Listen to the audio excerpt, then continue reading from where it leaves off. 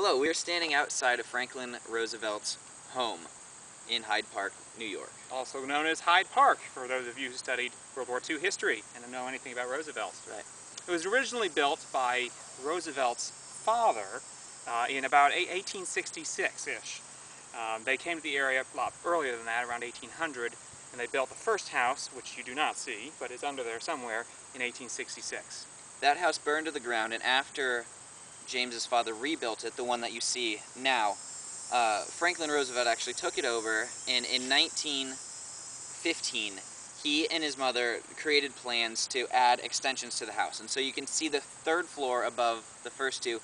The first two were the ones that were pre-existing, and then Franklin and his mother, Sarah, added the third floor and a couple of the wings on either side of the house. They also, the old structure was a brick structure, and they completely restyled it to be a stucco and stone, both stone being a big element here in New York State.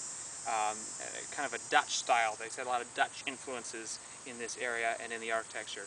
On the inside, it was largely decorated by Roosevelt's mom, Sarah, who paid for a lot of his political exploits and the renovations to the house. It's a late Victorian, a lot of heavy, dark furniture, which is cool. It's very warm, almost like some English castle, you might think. But again, no photos allowed inside. Sorry about that. We have to give you the verbal update.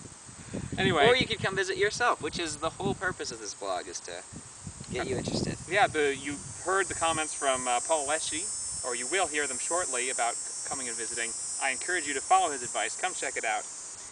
Winston Churchill visited here 4 times during World War II. 4 times. That's incredible. The first reigning English monarch ever to visit the United States since the Revolution came in 1939.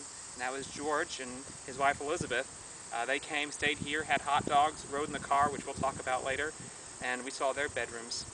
A lot of history here. A lot of history. A lot of it. A lot of stucco. This was Franklin's home away from D.C., so whenever he had time for vacationing away from D.C., he would come here. And even though he was apart, in his bedroom, there are 2 phones on his desk. One is on the desk and one is hung on the wall. The one on the wall is actually a phone that has a line linked directly to Washington. Yeah. So while he was here, he was still the President of the United States, and whenever he needed to get in touch with the office back home, he'd just lift up that phone. So we're going to go see more of the estate, more of the grounds. Check out our Flickr account for more pictures of our visit. And obviously we'll be giving you more videos as we tour around. One other fun thing to note, from the architectural decorating side of things on the inside, you'll see these little glass orbs near windows and doors in every bedroom. Roosevelt had 4 of them. They are not black balls of magic. They're not light bulbs. They're not light bulbs, which I thought they would be. They're, let me see if I get this straight, carbon tetrachloride balls, and they're fire retardants. Roosevelt had a fear of fire, and you throw them. They're filled with an explosive material, so when the vial breaks open, the inside matter explodes. Which is supposed to rob the fire of oxygen and put the fire out.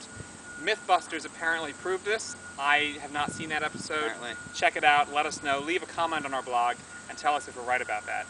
But we'll update you more shortly.